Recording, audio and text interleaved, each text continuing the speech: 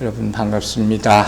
날씨가 이제 가을로 접어든 것 같죠? 날씨도 좋고 바람도 선선하게 불고 그렇습니다. 아침 저녁으로 좀 날씨가 이제 많이 쌀쌀해졌죠.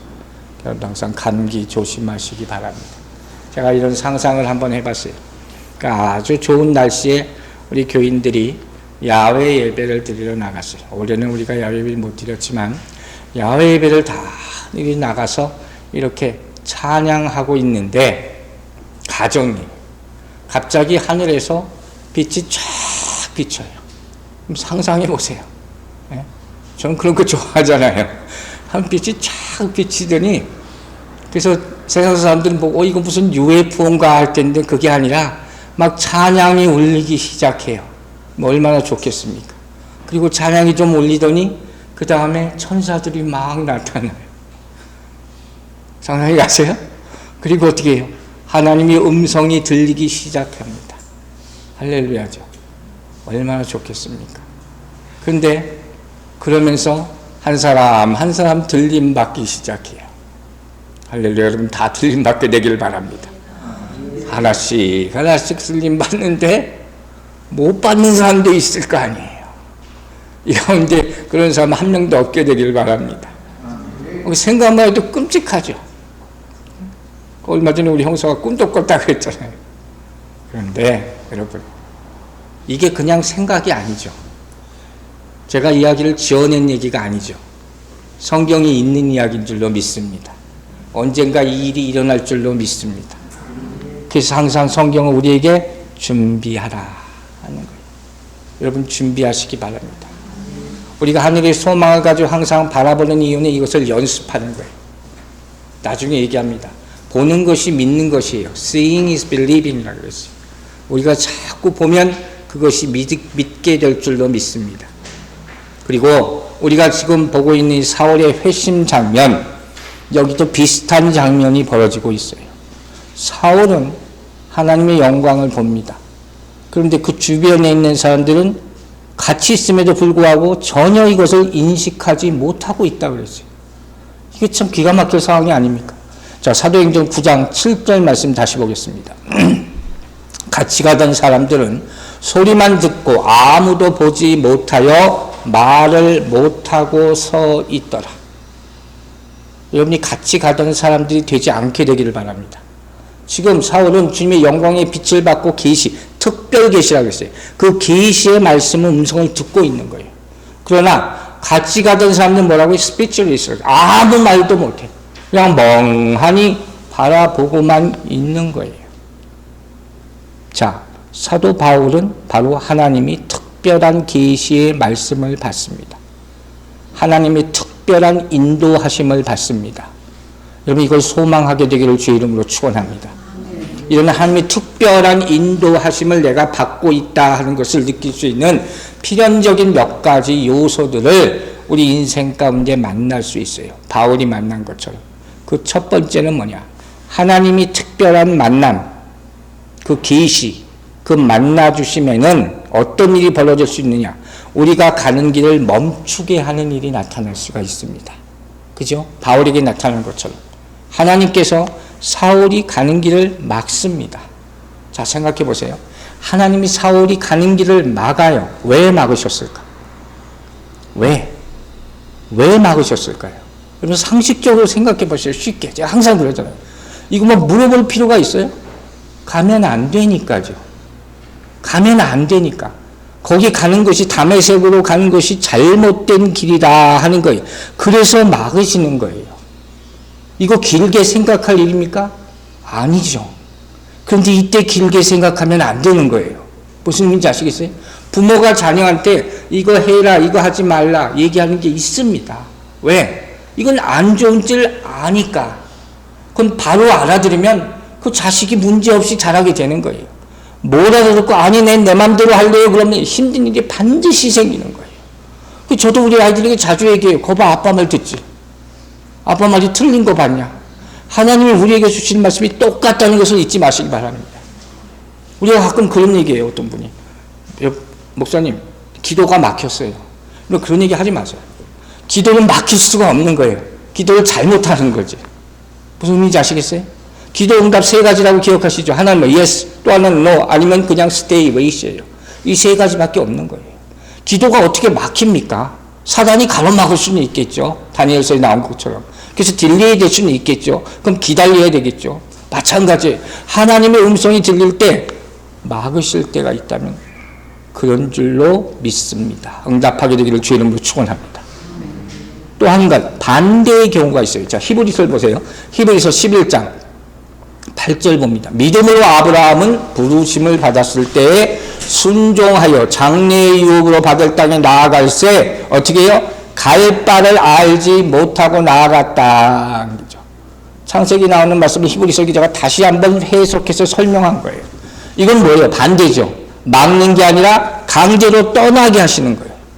아브라함 아직 이유를 몰라요. 왜 가라고 하시는지.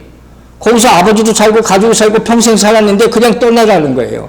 아브라함이 유일하게 알고 있는 건 그냥 하나님이 가기를 원하신다. 이것밖에 모르는 거예요. 자, 그럼 이제 또 똑같은 질문을 합니다. 왜? 이번엔 왜 가라고 하는 거예요? 왜 가라고 하는 거예요? 쉽잖아요, 이것도. 가야 되니까. 반대로 말하면 여기 있으면 안 되니까. 갈 때 우주 땅이 뭐예요? 우상이 디글디글한 거죠. 그죠? 거길 떠나야 되니까. 다시 한번 생각해 보세요. 이걸 뭘 오래 생각합니까? 하나님이 멈추시면 이유가 있는 것이고 가라고 하면 그때 이유가 있는 것이지. 이런데 절대로 시간 낭비하지 마시기 바랍니다. 이제까지는 그랬을 수 있어요. 그래 이 말씀을 듣는 오늘 이 순간부터는 하나님의 음성에 바로 순종하게 된 여러분들 계실 주의 이름으로 축원합니다. 자, 그럼 보세요. 이제 이 상황에서 가는 길을 멈추거나 아니면 내가 스테이한 곳을 떠나게 하거나 이때 가장 필요한 것이 뭐겠습니까? 나한테 하나님이 특별한 계시가 있어요. 그 계시를 받는 것만 해도 굉장히 감사한 거죠. 그런데 그것대로 살기 위해서 가장 중요한 게 뭐냔 말이에요. 그게 믿음이라는 거예요. 믿습니까, 여러분? 그게 믿음이에요. 반드시 기억하세요, 여러분. 하나님의 콜링은 우리의 믿음을 반드시 요구합니다. 반드시 그 응답이 있어야 되는 거예요. 그게 믿음으로 모습이 나타나는 거예요. 그러니까 우리가 있는 믿음, 없는 믿음 이렇게 표현하면 그렇지만 이걸 다 동원해야 돼요. 하나님의 콜링이 들릴 때는. 그렇지 않으면 어떻게 돼요? 반드시 그때 따라갈 수가 없어요. 결국 지친단 말이에요.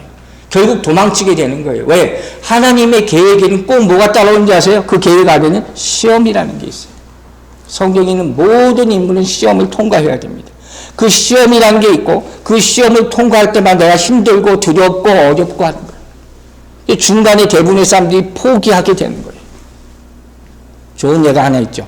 창세기 22장에 하나님께서 아브라함에게 이삭을 모리아산 정상에 바치라 하는 거죠. 이거 어떻게 말도 안 되는 얘기죠. 여러분 들었잖아요. 어떻게 100세에 낳은 자식을 어떻게 죽이라고 합니까? 이 말도 안 되는 게 어떻게 가능하냐는 거예요. 이게 어떻게 가능해졌어요? 바울이 뭐라고 했어요? 뭐 때문에? 아브라함의 믿음이에요. 이 일을 행하고 나서 하나님이 뭐라고 했어요? 이제 됐다. 이제 됐다. 이게 중요하다고 그랬잖아요. 이건 믿음으로 하는 거예요. 여러분, 우리 안에 하나님의 부르심 가운데 의심이 생길 수 있어요. 불순종한 마음이 또 들 수도 있어요. 그러나 그때 믿음으로 이겨내기를 주의 이름으로 축원합니다. 내 뜻대로 또 한 번 해봐야지 충동일 수 있다니까요. 그럴 때 의심이 들 때 하나님의 뜻대로 살려면 반드시 순종과 믿음이 필요하다 하는 것을 보여주는 거예요. 하나님이 멈추실 때가 있고 하나님이 가라 하실 때가 있어요. 그것을 성취하기 위해서는 믿음이 필요합니다. 그리고 이제 그 믿음을 가지고 내가 한 발자국이라도 발걸음을 내디딜 때 그때부터 하나님의 계획을 조금씩 분명하게 드러나게 되는 거예요.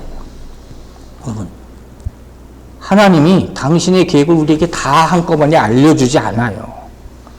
알려주셔도 못 알아들어요. 우리가 아무리 똑똑해도 무슨 소리인지 이해를 못한단 말이에요. 그런데 성경을 보세요. 한 걸음 옮길 때마다 하나씩. 이거 잊지 마세요. 괜히 무당 점치는 사람처럼 예수 믿지 말라고 제가 여러 차례 얘기합니다. 아무리 내가 똑똑해도 몰라요. 그게 하나님의 방법이에요. 원 바이 원이에요. 원 스텝씩, 한 스텝씩. 이렇게 하나님께 가까이 가는 거예요. 이렇게 믿음으로 순종할 때 하나님께서 하나씩 하나씩 보여주실 줄로 믿습니다. 여러분, 인생 사는 방법이 다 다르잖아요. 저도 그렇고. 근데 예수 믿으면서 우리가 항상 듣는 게 뭐예요? 우리 인생 사는 방향을 바꾸라는 거예요. 방법을 바꾸라는 거예요. 이렇게 바꾸라는 거예요. 저도 잠시 길지 않은 인생을 돌아봤지만 예수 제대로 믿고 나서부터 목회하면서도 여러 많이 좋은 일도 있고 나쁜 일도 있고, 그때마다 하나 하려 한 건 그냥 한 걸음씩 간 거예요. 기도원 가서 응답받은 것도 있고, 누가 얘기해 준 것도 있고, 뭐 장례에서 얘기한 사람, 수많은 얘기들이 있어요. 그러나 가장 중요한 것은 내가 지금 주어진 상황에 순종하는 것임을 잊지 마시기 바랍니다. 이게 가장 중요한 거예요. 그리고 정말 힘들 때마다 그 고비가 있잖아요. 그때 제가 더 열심히 한 게 한 가지 있어요. 그 다른 게 아니에요. 큐티. 저는 정말 힘들 때마다 큐티를 더 열심히 했어요. 왜 그런지 아세요? 정말 힘드니까. 주님의 음성을 더 들으라고. 그거밖에 제가 버틸 수 있는 방법이 아무것도 없었어요. 뭐 다른 사람이 도와주는 사람도 없어요. 내가 그 길을 알 수 있는 것도 아니에요. 그러나 주님은 나에게 계속 말씀해 주고 있음을 제가 믿습니다. 이제 보세요. 사울이, 이 사람도 이렇게 한 걸음 한 걸음 살아야 할 수밖에 없는 상황이 닥치는 거예요. 자, 오늘 말씀 9장 8절 보세요. 사울이 땅에서 일어나 눈은 떴으나 아무것도 보지 못하여 말을 못하고 서 있더라. 어떤 일이 벌었어요? 이 사람 눈이 보이고, 이 사람 손에 이끌려서 다메섹까지 질질 끌려가게 되는 거예요. 정말 호련히 나타나신 하나님이 순간에 하시는 일이 이런 일이에요. 이게 인생 역전이에요. 여러분, 우리 인생 가운데 이런 일이 일어나면 좋겠어요? 안 일어나면 좋겠어요? 제가 이건 일어나길 바랍니다. 함부로 얘기 못 하겠어요. 일어나기를 바랍니다. 이런 일이 정말 필요한 거예요, 여러분. 자, 어떻게 됐어요? 그는 갑자기 앞을 못 보게 됐어요. 누가 하신 거예요? 하나님이 하신 거예요. 이걸 깨닫는 것이 제일 중요한 거예요. 8절은, 사도행전 9장 8절은 회심한 사람들의 인생 구절이에요. 저는 그렇게 받았어요. 우리가 잘 아는 로마서 8절, 그리스도 예수 안에 있는 자에게는 결코 정죄함이 없다. 이건 뭐예요? 구원에 대한 인생 구절이에요. 이거 정말 중요하죠. 로마서 8장 1절만 믿으면 구원받는다고 할 정도라고 얘기했잖아요. 이 사도행전 9장 8절이 바로 회심에 대한 인생 구절이 되는 거예요. 자, 그러면 보세요. 이 구절을 그냥 읽고 지나가는 게 아니죠. 여러분이 과연 뭘 느끼느냐 하는 거예요.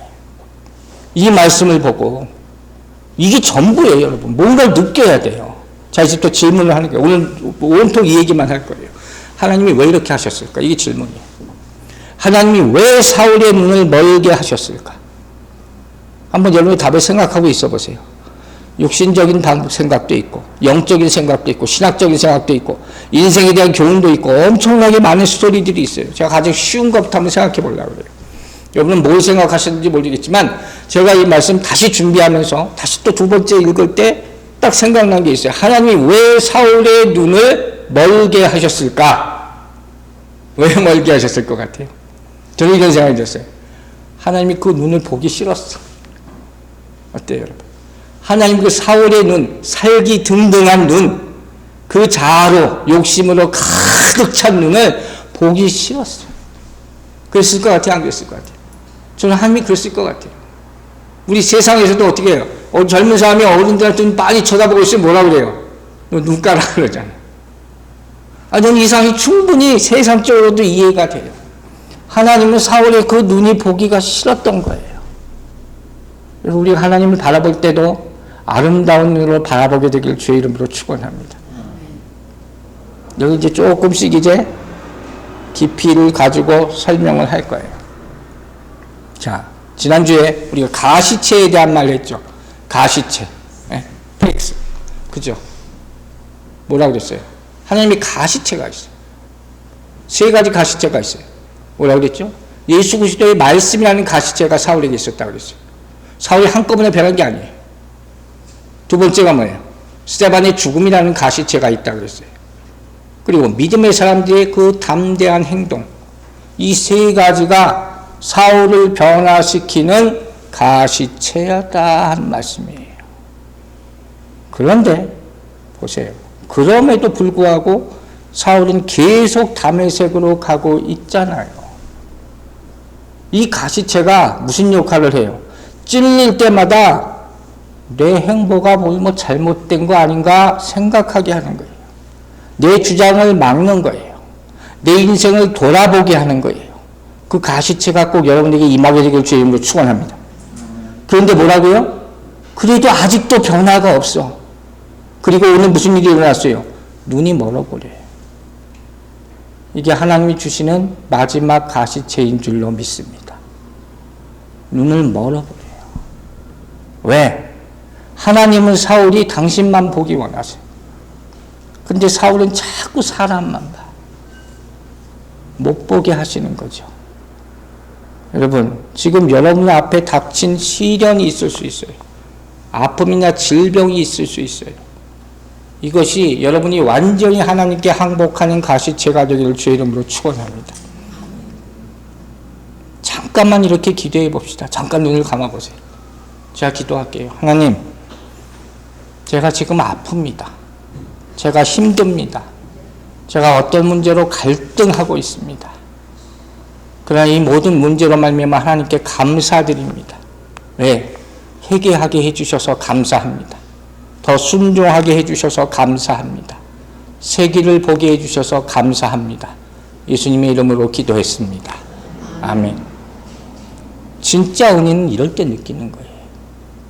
은혜는 감상적인 게 아니에요. 기분 좋은 게 아니라 그랬어요. 은혜는 내 반항을 완전히 잠재우는 능력이에요. 내 인생의 방향을 완전히 하나님으로 바꾸는 것, 그게 은혜인 줄로 믿습니다. 여러분, 은혜에 대한 좋은 찬양들이 얼마나 많이 나옵니까? 그 가사들을 보면, 제가 가사 얘기 많이 하잖아요. 다 인생의 변화, 이걸 말하고 있어요. 거기에 나는 은혜를 받는 거예요. 제가 어제 기도 모임 때도 올려드렸던 은혜라는 찬양에서 제가 자주 올려드리죠. 그 가사 가운데 이런 구절이 있어요. 처음에 잠깐만 보여주실래요? 은혜라는 찬송이 뭐예요? 내가 누려왔던 모든 것들이, 내가 지나왔던 모든 순간이, 내가 걸어왔던 모든 순간이 당연한 것 아니라 은혜였어. 참 누가 썼는지 잘 썼죠. 좋았던 나빴던 간에 믿음의 사람은 이 모든 시간은 하나님이 나를 만드시는 과정으로 믿는 거예요. 그걸 깨달을 때 은혜인 거예요. 우리 앞서 찬송가 292장 주 없이 살 수 없네. 그걸 제가 택했잖아요. 그 2절 가사 뭐서 있었어요? 주 없이 살 수 없네 나 혼자 못 서리. 저는 이 가사를 다시 보고 깜짝 놀랐어요. 왜? 이 가사 모습이 그대로 지금 사울의 모습이. 눈이 먼 순간부터 이 사람은 혼자 못 씁니다. 그래서 고백한 것이 주 없이 살 수 없네. 여러분 믿습니까? 눈이 먼 순간 사울은 은혜 안에 들어가기 시작한 거예요. 믿으시면 아멘 하세요. 그걸 알아야 돼요. 은혜 항상 근처에만 맴돌았어. 그죠? 우린 다 이러고 살아요. 근데 내 육신의 눈이 먼 순간 내가 아무것도 못한다는 걸 깨달은 그 순간 그때부터 주님의 손을 내가 꽉 붙잡는 거예요. 이게 은혜예요. 여러분 잘 들으세요. 주님의 영광을 내가 봤다고 하는데 아직도 세상이 더 밝아 보여요? 그건 영광 본 게 아니에요. 그건 사단이 거짓빛이에요. 그걸 분별하라는 거예요. 왜 이 스토리가 사도행전에 3번이나 나옵니까? 9장, 22장, 26장. 사도 바울이 3번이나 이 똑같은 얘기를 해요. 조금씩 내용 틀리지만. 왜? 이게 진짜 회심의 과정이라는 것을 보여주는 거예요. 이런 경험이 있어야 한다는 거예요. 그래서 감히 얘기하는 거예요. 이런 경험이 꼭 있게 되기를 바랍니다. 우리가 잘 알잖아요. 기도원 갔다가 돌아오면 꼭 조심하라 그래요. 왜? 꼭 싸우니까. 왜 싸워요? 사단이 꼭 공격하거든요. 자기 백성이 언제 뺏기니까 공격할 수밖에 없죠. 반대로 거기서 은혜 막 받으면 뭐라고 항상 고백해요. 그때는 내가 평생 동안 주만 위해 살겠습니다. 그렇지도 않을 거면서 이렇게 막 쉽게 얘기해요. 왜? 그때는 성령으로 충만하거든요. 그런데 왜 다시 세상으로 다 돌아가냔 말이에요. 그 이유가 뭐예요? 아직도 세상이 더 즐거우니까. 아직도 완전한 은혜 가운데 들어가지 못했다는 거예요. 그 바울 사도가 로마서 7장 마지막 부분에서 뭐라고 얘기해요? 7장 23절 보세요. 로마서 7장 23절. 내 지체 속에서 한 다른 법이 내 마음의 법과 싸워 내 지체 속에 있는 죄의 법으로 나를 사로잡는 것을 보는데 누가 이겼어요? 악한 영이 이긴 거예요. 분별하지 못한 거예요. 그렇게 싸워요. 평생 싸워요. 이젠 알아요, 여러분. 모르는 게 아니잖아요. 이젠 아는데 그런데 못 고쳐. 아직도 못 고쳐. 그죠? 그러나 여러분 이제 거의 다 왔음을 믿으시기 바랍니다. 쏙 들어가야 돼. 그죠? 그래서 제가 마음대로 이 은혜의 이름을 거의 은혜라고 지어봤어요. 말도 안 되는 제목이지만 거의 은혜. 우리는 다 거의 은혜 가운데 살아요. 진짜 은혜를 누리시기 바랍니다. 그게 쉽을 것 같지만 쉬운 게 아니에요. 자, 이제 하나님께서 사울의 눈을 어둡게 만드신, 안 보이게 하신 조금 더 깊은 이유를 생각해 봅시다. 단지 빛이 너무 강렬해서 잠시 동안 못 보게 된 게 아니라고 했잖아요. 이건 뭐냐? 여러분 잘 들으세요. 이것은 예수께서 사울에게 특별한 깨달음을 주시기 위해서 행하신 표적이에요. 표적이에요, 여러분. 하나님은 저에게 분명히 이렇게 말씀하셨어요. 이걸 어떻게 알 수 있냐? 자, 사도행전 보세요. 9장 18절. 즉시 사울의 눈에서 비늘 같은 것이 벗어져 다시 보게 된지라 일어나 세례를 받고, 나중에 아나니아를 만나죠. 다메섹으로 가서 아나니아에게 안수를 하니까 앞이 보이게 되는 거예요. 비늘 같은 것, 나중에 얘기했지만 이게 벗겨졌다 그랬어요. 이걸 보면 뭘 알 수 있어요? 예수님의 목적은, 눈이 멀게 하신 목적은 뭐예요? 사울이 평생 동안 장님으로 살게 하려는 것이 아니에요. 그게 목적이 아니에요. 그건 사단의 목적이란 말이에요. 무슨 의미인지 아시겠어요? 어떻게 하려는 거예요? 이유 있는 장님이 잠깐 되게 하시려고. 여러분, 이유 있는 장님, 이 말이 되는 소리 같아요? 근데 저는 이게 표적이라고 믿습니다. 여러분, 표적이 뭔지 아시죠? 표적과 기적 차이점을 배웠죠? 기적은 뭐예요? 기적, 그 현상을 보는 거예요. 표적은 뭘 봐요? 하나님을 보는 것이죠. 이거 분별하라는 것이죠. 표적은 하나님을 보게 하는 거예요. 우리가 마술사 시몬에 대한 스토리를 들었잖아요. 너무 이게 황당한 소리, 즉 돈으로 성령 역사를 살려고 그러는 거예요. 근데 오늘 이 구절을 보면서 제가 딱 깨달은 게 있어요. 시몬은 구원 못 받았다고 그랬어요. 구원 받으려면 무슨 일이 일어났어야 돼? 이 사람 눈 멀었어야 돼. 한 번은 눈이 분명히 멀었어야 돼요. 그죠? 여러분, 마술사가 하는 게 뭐예요? 마술. 매직이 뭐예요? 속이는 거예요. 디셉션 하는 게 있었어요. 뭘 속입니까?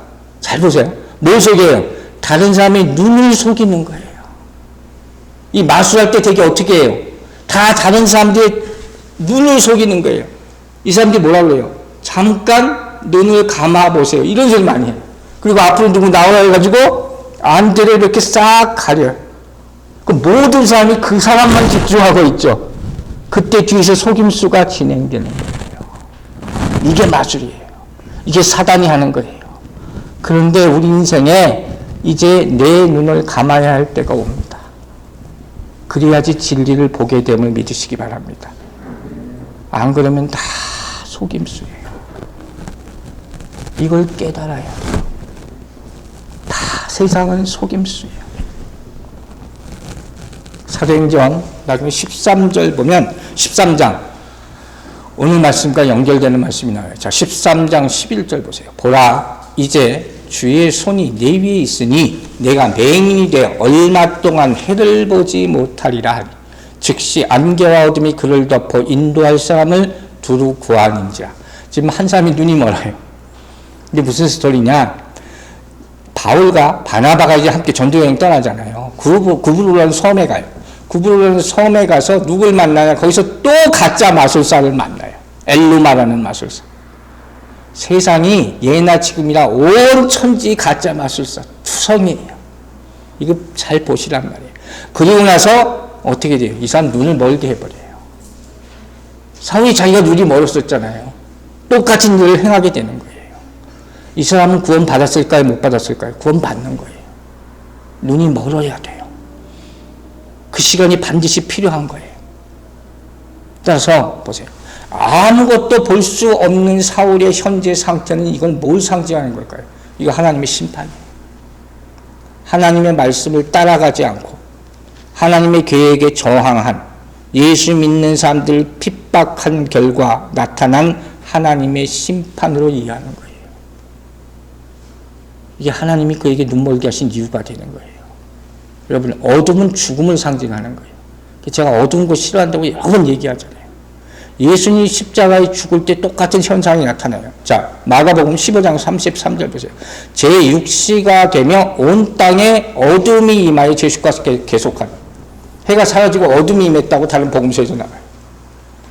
우리 인생에 어둠이 임할 때가 있어요. 세상적인 어둠을 얘기하는 거 아니라 하나님이 내 눈을 가로막아서 안 보이게 하실 때, 이때가 필요할 줄로 여러분 믿으시기 바랍니다. 누구에게나. 지난주 얘기했죠. 주님의 음성이 들려왔어요. 먼저. 그때 뭐예요? 난 살았다. 할렐루야죠. 근데 그게 다가 아니라는 거예요. 주님의 음성으로 나는 살았다 할 때 뭐가 사는 거예요? 내 영혼이 사는 거예요. 다 들으시기 바랍니다. 그러나 내 썩을 육신은 한번 죽어야 돼. 그래야지 다시 태어나는 거예요. 이게 부활이라는 거예요. 이걸 경험해야 되는 거예요. 이게 우리가 이 땅에서 겪어야 될 십자가예요. 이게 신학적인 의미예요. 여러분, 주님이 사용할 수 있는 몸이 되기를 주의 이름으로 축원합니다. 우리가 겪어야 될 십자가가 있다고 했잖아요. 존 스타트라는 사람이 세 가지 십자가를 얘기했죠. 예수 그리스도의 십자가, 우리를 위해서 죽으신, 우리 영혼을 구원하기 위해서 죽으신 십자가, 지신 십자가. 두 번째 십자가가 뭐예요? 내가 감당해야 될 십자가. 이게 뭔지를 이제 깨닫게 되는 거예요. 내가 육적인 눈을 다 감아야 되는 거예요. 이걸 통과하게 되길 주의 이름으로 축원합니다. 그렇다면 여러분, 이 표적을 통해서 사울에게 깨닫기를 원하시는 정말 그 디테일한 이유가 뭔가를 보는 거예요. 지금부터 조금씩 깊이 들어가는 거예요. 아까 표적의 의미가 뭐라고 그랬죠? 하나님을 보게 하는 거예요. 이제까지 사울은 자기가 다 본다 그랬어요. 자기 믿는 게 다 옳은 거라고 생각했으니까. 특별히 그런 율법을 항상 보잖아요. 그 율법을 보는 눈은 누구보다도 밝았다고 믿을 수 있지만 뭘 못 봐요? 살아계신 예수 그리스도를 못 보는 거예요. 이걸 뭐라 그래요? 영적 소경. 오늘 타이틀이에요. Spiritual blindness라는 거예요. 영적으로 보지 못하는 거예요. 다른 모든 건 다 봐요. 다 알아요. 그러나 우리가 알고 안다, 믿는다, 믿는다 하는 게 뭐여다? 내 경험이지. 그거 안에서밖에 못 보는 거예요. 그거 안에서밖에 못 믿는 거예요. 그걸 가지고 하나님을 본다 얘기할 수 없는 거예요. 하나님 믿는다고 얘기할 수 없는 거예요. 바울은 그걸로 살았어요. 그게 믿음으로 살았어요. 그걸 못 보게 하시는 거예요. 이 구절을 보면서 다시 한번 그 회개한 게 하나가 있어요. 그게 뭐냐? 좀 부끄러운 얘기인데 여러분 들으면 웃을지도 몰라요. 제가 여러분 앞에서 맨날 저 눈 아프다고 징징거렸잖아요. 이게 병 걸렸다고. 기도해달라고. 그리고 토요일날 우리 카톡 보면 맨날 이 장목사 눈 아프다고 그렇게 얘기하는데 기도 제목 올리는 사람 한 명도 없어. 속으로 상처받고. 그래서 장로님이 올려줘서 나는 역시 장로님이구나 너무 기쁘다. 그건 농담이고. 그래, 그러면서 살았는데 설교 준비하면서 내가 참 회개를 했어요. 내 눈이 아파서 정말 뜨지 못할 정도로 힘들 때 그때가 내 영적 눈이 열리기를 더 기도할 때예요. 난 맨날 설교하면서 나 이걸 몰라요. 제가 고백도 했어요. 설교할 때. 설교 준비하다가 눈이 아파서 잠깐 눕는다고 그랬잖아요. 내가 안약 놓고. 그때마다 하나님이 영감을 주신다고 그랬잖아요. 내가 분명히 얘기를 했어요. 받기만 하면 뭐해. 그때가 내 강팍한 마음, 내 어리석은 행동을 회개할 때. 하나님이 마음 주시면 감사합니다. 우리가 이걸 알아야 돼요. 어떤 사람이 이걸 이렇게 얘기하더라고요. 바울의 시력이 좋지 않다고 얘기하잖아요. 분명히 이건 맞는 얘기거든요. 간질이 있다는 얘기하고 안질도 있다는 얘기하고. 그게 이때부터 아마 시작이었을 것이다. 그런 얘기들을 많이 해요. 그전에는 뭐 바울이 눈이 아팠다는 얘기는 없어요. 그런데 제가 이런 얘기 한 적이 있어요. 예수 만나면 이유 모를 희생, 이유 모를 아픔, 이유 모를 질병이 생길 수가 있다. 다 이해 못하죠. 그러나 나중에 그 이유를 알게 될 수 있어요. 자, 갈라디아서 4장 보면 재밌는 내용이 하나 나와요. 4장 13절부터 15절 말씀 봅니다. 내가 처음에 육체의 약함으로 말미암아 너희에게 복음을 전하는 것을 너희가 아는 바라. 바울이 원래 약했다는 거예요. 그걸 다 알아요. 그 다음에 뭐라 했어요? 너희를 시험하는 것이 내 육체에 있으되. 이건 무슨 소리예요? 저 사람 몸도 약한 사람이 무슨 하나님의 말씀을 전한다고 그래. 뭐 하나님이 고쳐주신다 그래. 어떤 사람 그거 보고 좋아하는 사람이 있어요. 제가 하영재 목사님 말씀을 가끔 드렸잖아요. 한 목사님이 아프셨을 때 항상 그걸 그렇게 걱정하셨다고. 하나님이 당신도 고쳐주지 못하면서 왜 무슨 기도받으라고 하냐. 그렇게 해서 얘기할 수 있는 사람이 있단 말이에요. 그 걱정을 하는 거예요. 이것을 너희가 업신여기지도 아니하며 버리지도 아니하고 오직 나를 하나님의 천사와 같이 또는 그리스도 예수와 같이 영접하였다. 전혀 멸시하지 않았어. 우습게 보지 않았어. 그 다음 너희의 복이 지금 어디 있느냐. 내가 너희에게 증언하노니 너희가 할 수만 있었더라면 너희의 눈이라도 베어 나에게 주었으리라. 무슨 의미예요? 바울은 분명히 눈에 질병이 있어요. 이건 확실해요. 그러나 그것이 오히려 그 사람과 바울과 갈라디아 교인들 사이의 은혜의 매개체가 됐어요. 이게 은혜라는 거예요. 내가 꼭 잘나야지 되는 게 아니에요. 내가 완전할 수도 없고 완전해야지 되는 것도 아니에요. 하나님의 은혜는 언제 나타나요? 내가 연약할 때 나타난 줄로 믿으시기 바랍니다. 이걸 깨달은 거예요. 그래서 저는 이걸 가지고 회개했어요. 여러분, 바울은 지금 주님께서는 이 사울로 하여금 그래서 분명히 이 자기 자신이 영적인 소경이라는 사실을 깨닫게 하는 거예요. 그래서 잠시 동안 눈 멀게 하는 거예요. 그러면 아마 낮아질 수밖에 없죠. 하나님의 긍휼을 구할 수밖에 없죠. 그러므로 자신을 돌아볼 수밖에 없죠. 복음에 대해서 더욱더 관심을 가질 수밖에 없고 이웃을 바라보게 될 수밖에 없는 거예요. 이런 체험이 있게 되길 주의 이름으로 축원합니다. 한 가지 제가 팁을 알려드릴게요. 치유를 원하세요? 섬기시기 바랍니다. 섬기세요. 치유는 섬김으로 말미암아 나타날 줄로 믿습니다. 바울이 평생 동안 구한 게 이거라는 걸 우리가 찾게 되는 거예요. 예수님은 이걸 얘기하는 거예요. 근데 여러분, 눈이 먼다 하는 표현 있잖아요. 여러분이 설교 준비하면서 많은 생각을 했거든요. 이런 표현을 세상에도 쓰잖아요. 눈이 멀었다. 연애할 때 저 사람한테 완전 눈이 멀었다. 그럼 뭐예요? 눈이 먼다는 건 뭐예요? 안 보인다는 거예요. 그 사람 약점이 안 보일 때 그때 눈이 먼다고 얘기하잖아요. 세상에서는. 근데 여기서 눈이 먼다는 건 그것과 틀리는 거예요. 뭐에 눈이 머는 거예요? 세상에 대해서 눈이 머는 거예요. 즉 주님은 바울을 향해서 세상에 대해서 눈을 멀게 하시고 어떻게 하는 거예요? 하나님을 보는 눈을 열게 해 주심을 믿으시기 바랍니다. 이게 있어야 되는 거예요. 금식 얘기할 때도 뭐라고 했어요? 금식을 왜 한다고요? 배고프려고 하는 게 아니죠. 우리 육을 죽여서 영의 통로를 열게 하는 거예요. 여러분, 보세요. 세상의 눈을 감으면 하나님의 음성이 들리는 거예요. 여러분, 기도할 때 꼭 눈 감고 할 필요가 없죠. 성경이 그러라는 얘기 없죠. 그러나 왜 다 눈 감고 합니까? 쉬운 거에 집중 안 하고. 이 다 쳐다보면서 이렇게 기도가 잘 안 나올 거 아니에요. 다른 이유도 있지만 어쨌든. 눈을 감고 하나님께만 집중할 때 음성이 들립니다. 어떤 음성이에요? 정말 특별한 음성이죠. 내가 핍박하는 예수다. 이런 음성을 여러분 들어봤어요? 이건 못 듣는 거예요. 장님이 돼야지 들을 수 있는 음성이에요. 그 음성을 꼭 듣게 되기를 바랍니다. 예수님의 음성은 이렇게 듣는 거라는 거예요.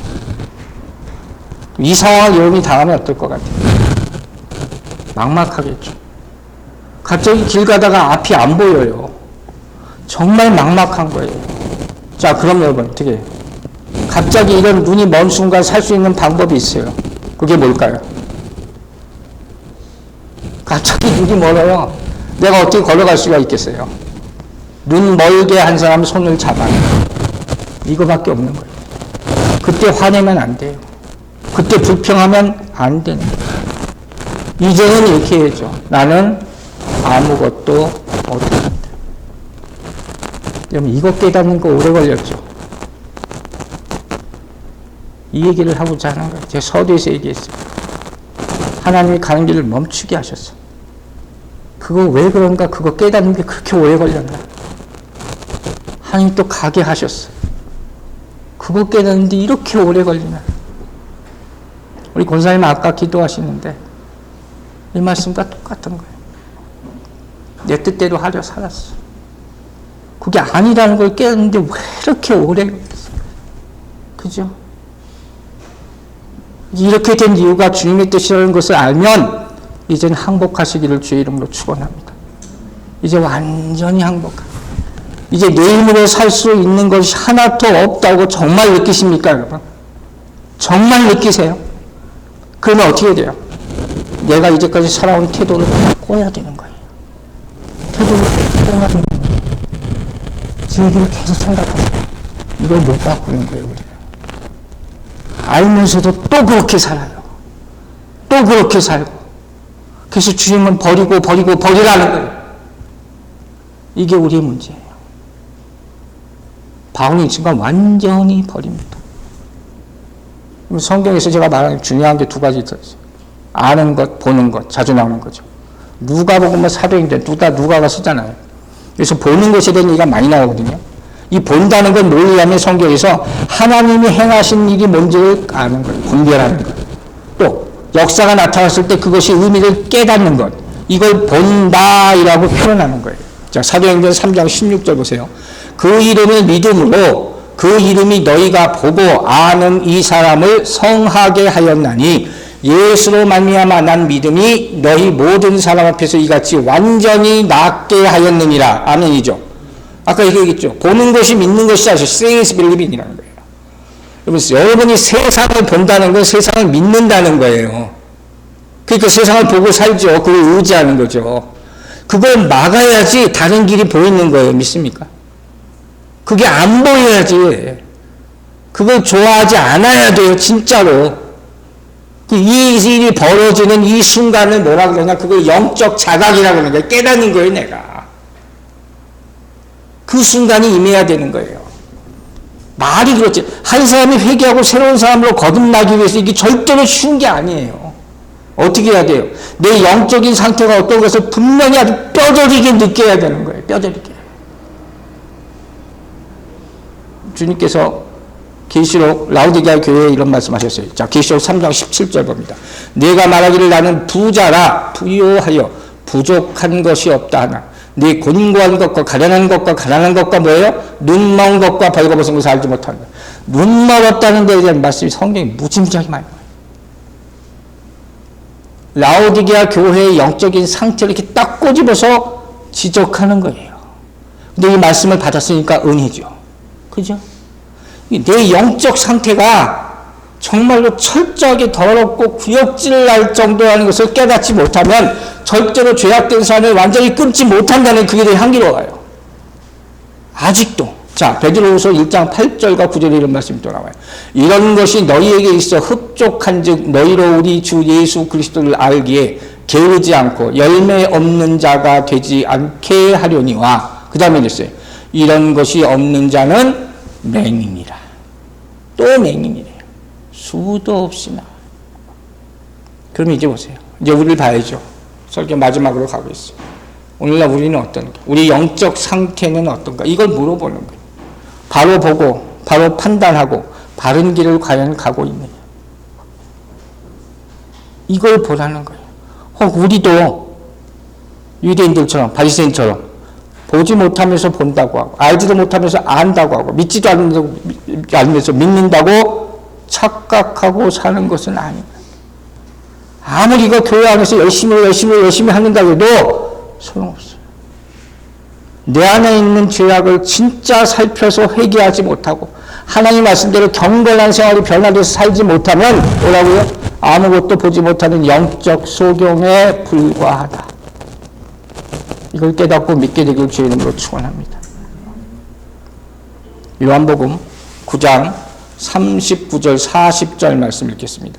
예수께서 이르시되 내가 심판하러 이 세상에 왔으니 보지 못하는 자들을 보게 하고 보는 자들은 맹인이 되게 하려 하심이라 하니 바리새인 중에 예수와 함께 있던 자들이 이 말씀을 듣고 이르되 우리도 맹인인가? 예수께서 이르시되 너희가 맹인이 되었더라면 죄가 없으려니와 본다고 하니 너희 죄가 그대로이니라. 참 얼마나 귀한 영적인 말씀입니까? 근데 이걸 딱 보세요. 바울이 자기 자신에 대해서 회고하면서 뭐라고 했죠? 나는 바리새인 중에 바리새인. 이 딱 말입니다. 바리새인 다 맹인이라는 거예요.